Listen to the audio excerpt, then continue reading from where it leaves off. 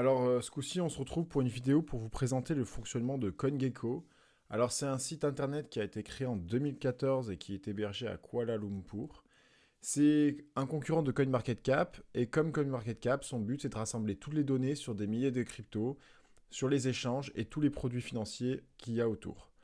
Donc, je vais vous montrer comment on l'utilise. On retrouve ici une barre de présentation avec le nombre de coins qui est traqué par le site, le nombre d'échanges, la valorisation totale du marché, le volume sur 24 heures, la dominance du BTC et de l'Ethereum, c'est-à-dire quel est le poids de la valorisation du Bitcoin et d'Ethereum par rapport à la valorisation totale du marché, et le prix du gaz Ethereum 93 gigaway, ce qui est le prix pour savoir combien coûtent les transactions sur la blockchain Ethereum.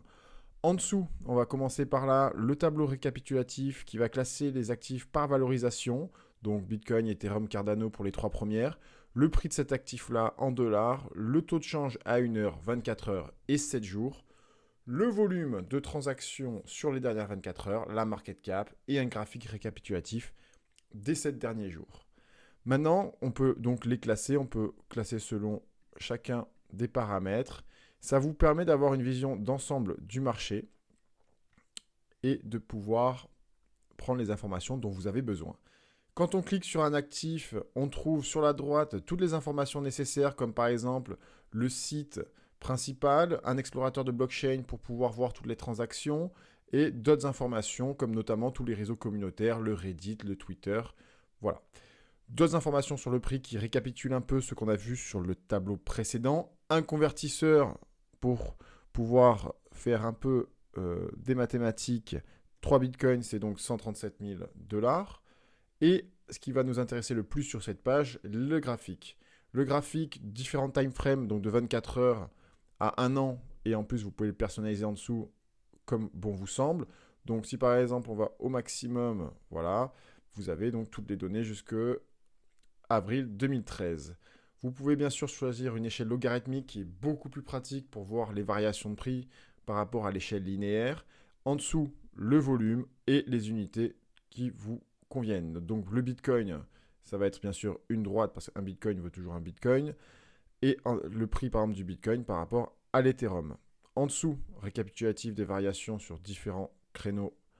Et ce qui va nous intéresser aussi, là, vous trouvez la similarité avec CoinMarketCap. Si vous ne voyez pas de quoi je parle, je vous invite à regarder la vidéo qui présente aussi CoinMarketCap. Vous avez donc les paires les plus actives, BTC et USDT sur Binance, avec un volume de 6 milliards,1 dans les 24 dernières heures. Vous avez donc, comparé à CoinMarketCap, un trust score, un score de confiance qui est non pas un score exprimé entre 0 et 1000, mais des pastilles de couleurs. Voilà, et vous pouvez voir bien sûr toutes les paires répertoriées par rapport au Bitcoin sur ce site. Maintenant, je vais vous montrer un peu comment personnaliser votre interface CoinGecko. Vous pouvez bien sûr créer un compte pour pouvoir avoir accès à la possibilité de créer votre portfolio ici et la possibilité de créer une watchlist, c'est-à-dire tous les actifs qui vous conviennent et de faire un classement personnalisé. Donc ici, il suffira de cliquer à chaque fois ici pour les ajouter. Vous avez une barre de recherche pour chercher soit des contrats Ethereum, soit des tokens, soit les échanges. Je vous invite à l'utiliser et à apprendre tout seul. C'est vraiment très complet. Ensuite, vous pouvez choisir bien sûr votre langue.